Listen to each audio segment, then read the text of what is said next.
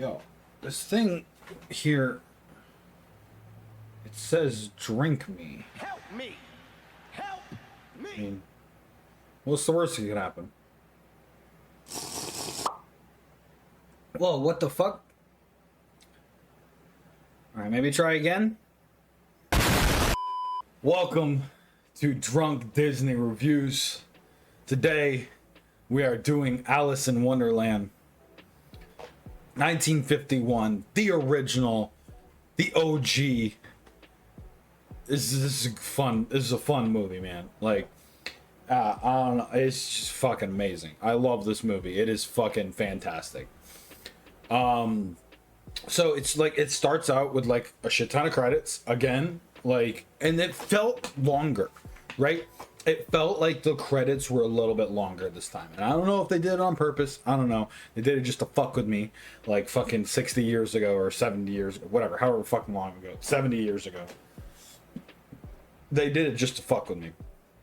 But so Alice is sitting there supposed to be paying attention to her history lesson and shit. And then she gets bored, so she just like crawls off on her own and starts singing the In My Own World song.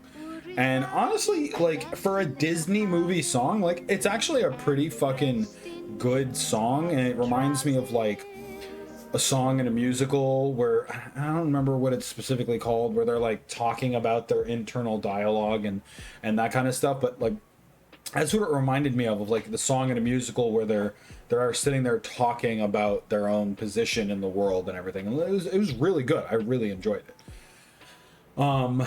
And then she like sees the rabbit and like fucking falls down the hole, and she's like, bye Dinah. That's the cat. She's like, bye Dinah, I'm out.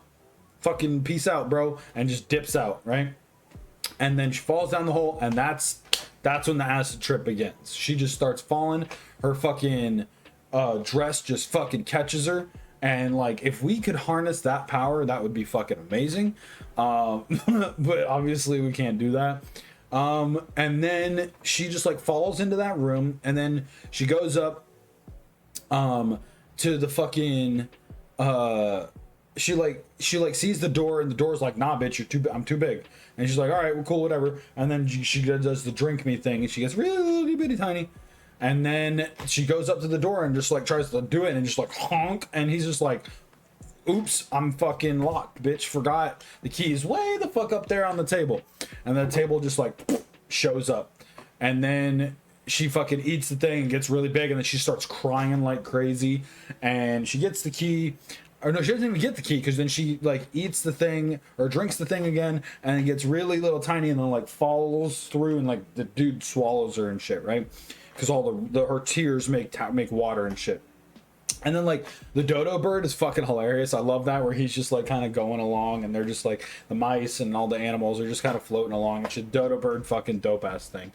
And then she like finally gets there, and she meets fucking Tweedledee and Tweedledum, right? And I swear to God, they look like fucking redhead Chris Farley twins, because that's like just the energy that they're giving off. Like, I feel like one of them's about to tell me a story about a man living in a van down by the river. Right, like that's the kind of energy that they're giving off.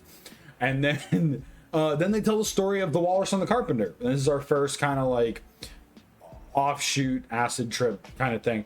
And like, it's a really good story. The Walrus is a complete fucking asshole. He just like eats all the fucking oysters, and it's like, fuck you, Carpenter. I know you built this house and cooked all this fucking dinner, but while you're over there like making butter for the fucking bread, I'm just gonna eat literally every fucking oyster. And then just like the Carpenter comes back, he's like, what the fuck? And then the fucking Walrus is like, cool, I'm gonna leave now, bye. And it's just like, this dude's a fucking dickbag. No fucking like history or no moral to that story, just Walrus is a fucking dickbag. And then they finish the story, and then they're like, wait, no, you can't leave. And then they're like, okay, well, we're gonna tell you another story. And then as soon as they start the story, Alice is like, all right, I gotta go find this fucking rabbit, so I'm out, bye. And then fucking Alice just literally fucking finds Rabbit's house, right? And is like going through there because he has to find his gloves. He doesn't know where his gloves are, right? And then so she's just like rummaging through the house, looking around, goes upstairs, looks in his room, and then she just like opens a fucking cookie jar, and it just says "Eat me" on the cookie, and she didn't remember what happened last time. Right? She didn't remember what happened last time.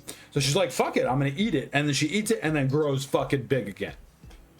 Like, what the fuck? And then Rabbit goes and fucking gets the dodo because he's a judge or some shit.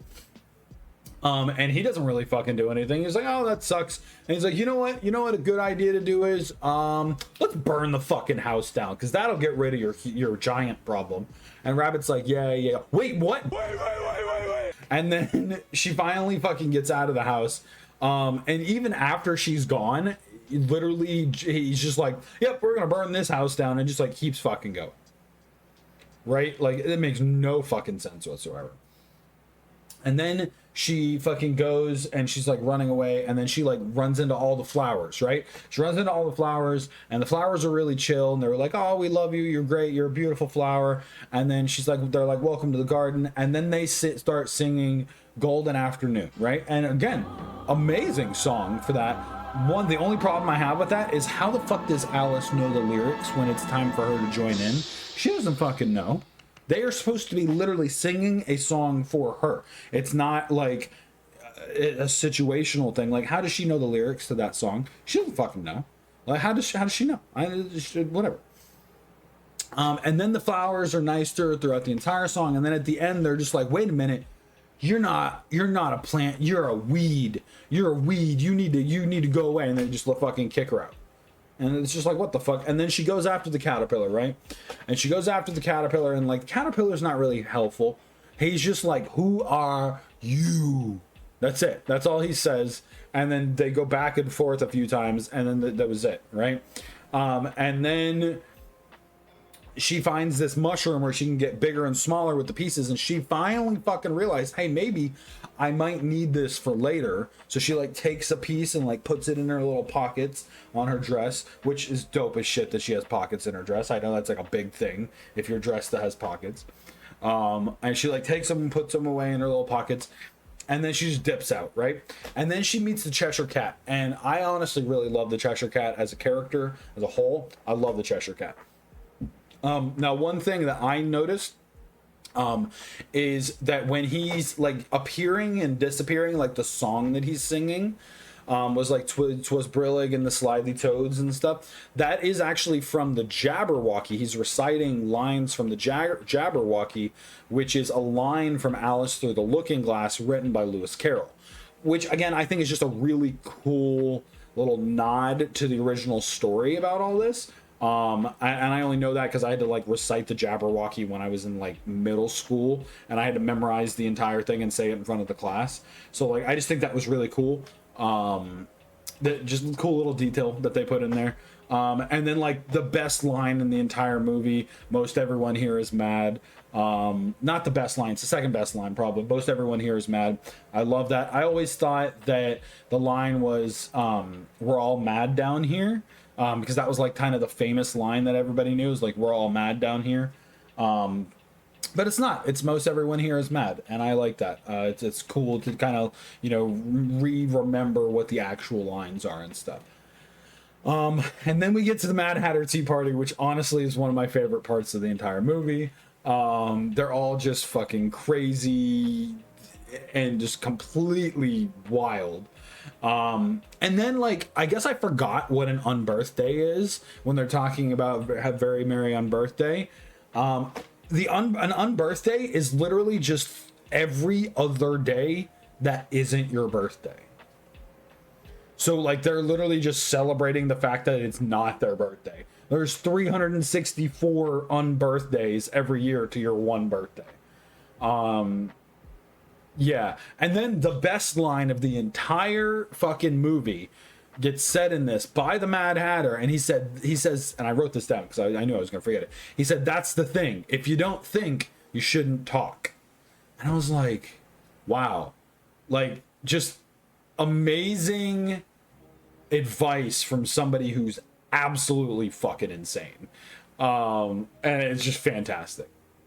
And then we get to the Queen of Hearts part. But before we get there, like, Alice is running away and chasing the rabbit again, and after he gets his like watch smashed up and shit, and then the Cheshire Cat's like, well, you could go that way, or you could go that way, and Alice is like, well, I don't know which way to go, and she almost gives up, and then he's like, or you could just take a shortcut and just opens the tree and it leads her right there. And I'm just like, bitch, you knew this the whole time, and you're just like, oh, go this way, go that way, like the fucking scarecrow from Wizard of Oz. Like, just, oh, whatever. And then, so the animation of the entire part about the Queen of Hearts is so beautiful, with the loop-de-loop of all the cards walking around with the shadows and stuff, and the fact that all of this was hand-drawn animation, just absolutely beautiful, with the just so much detail. And then I love that, like, you know, when the Queen of Hearts comes out, the rabbit goes, the Queen of Hearts, blah blah blah, whatever, and they like blowing the trumpet, and then he goes, and the king. Boo! You stink! Like, he just, I feel bad for the poor little dude. He's just like, kind of gets pushed off to the side. The croquet game, rigged as fuck. But I mean, I guess kind of makes sense, like, as compared to like what you're gonna get out of it, right? Like, the queen is crazy, so it's got to be fucking rigged, right? And then the trial happens, and the trial is fucking rigged as shit too. And then ends with like a massive fucking acid trip that basically just like goes through all of the different characters that we meet throughout the entire movie. It just, they all kind of like jumble in together, and they all come together. And then it does that really stupid thing that a lot of movies do, where at the end, oh, it was all a dream. She just fell asleep in the flowers underneath the tree. I understand, like, maybe it was just an acid trip or something like that, because she was singing in the flowers or whatever. But like, I'm not a big fan of the, oh, oops, it was just a dream. Just kidding. Never happened. Like, okay. But yeah, so like, honestly, like the visuals in this movie are fucking amazing, right? Absolutely fantastic. Music, pretty good. There's some fantastic songs. There's some okay songs in it. The story is wild and sometimes hard to follow, but still fantastic story. Overall, I'm going to give this movie an 8 out of 10. I really did enjoy the movie, had a great time doing it. It felt pretty quick. It wasn't a very long movie. But yeah, I just really enjoyed the movie. So I think 8 out of 10 is a really good number. Thank you guys very much for making it all the way to the end of the video. I really loved this movie and had a great time making it. Yeah, I appreciate you guys sticking around. If you guys liked the video, please give it a thumbs up. Let me know down in the comments below, what was your favorite part of the movie? Who's your favorite character? And also, you know, what drinks do you think that I could do for the next coming movies coming up? Speaking of which, we actually have Peter Pan coming up next week, and I am super duper excited for that. One of my favorites growing up. I watched it over and over and over again. Very excited about that for next week. If you guys wouldn't mind subscribing, I really appreciate it. If you guys want to continue to see content like this, it lets YouTube know that this content is something that you would like to see again, and it will put it right in your feed. Thank you guys very much for that. Here in the future, hopefully you guys like this content enough to be able to do that. Thank you guys very much for watching the video. If you guys have any other comments, any ideas for future videos, please let me know down in the comments below. But that is it for me today. Have a great one, guys.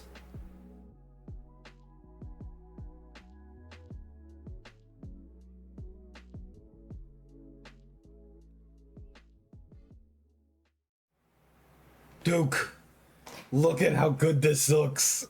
Oh my god. It's so amazing. I'm so excited. New camera, boy. Let's go. Oh, jeez. Oh my god, I still can't get over this fucking camera.